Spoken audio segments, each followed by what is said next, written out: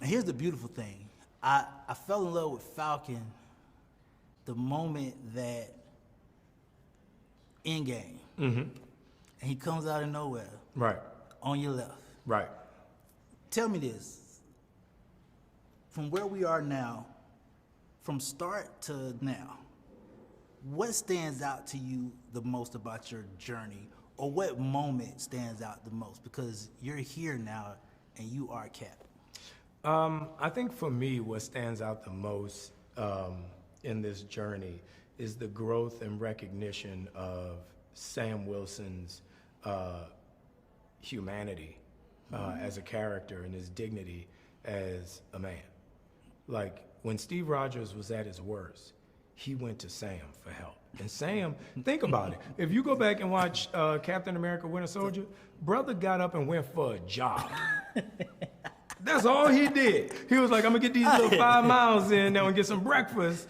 And it turned into this. There was something that Steve saw in Sam, and Julius Ona and I, our director, we talked about it. And the 2 words that kept coming back to us were empathy and compassion. And Sam, being a counselor, says a lot about him. You know, there's a certain type of person who can have their own problems and put those aside and try to help you with yours. Like he was a counselor of soldiers. He was a veteran. He was a humanitarian. So those things, you know, really make me proud of the fact that Sam Wilson is getting his just due, because he's just a brother that went for a job. That's all he did. What's the comment? Hey, if they shooting at you, they shooting at me. They shooting at both of us, bro. With this, and I think I'm putting you on my shoulders with this, is because it's a difference to, and I watched the previous interviews. I'm not worried about them. It's a difference between picking up the shield and carrying the shield. And I'm watching. I think it was the Disney show. Anybody can pick up the shield, Right. But like you said, to carry what it means is very big. Right.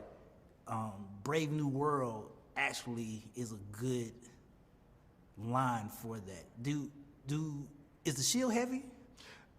It's a very substantial weight, and you know I say that humbly.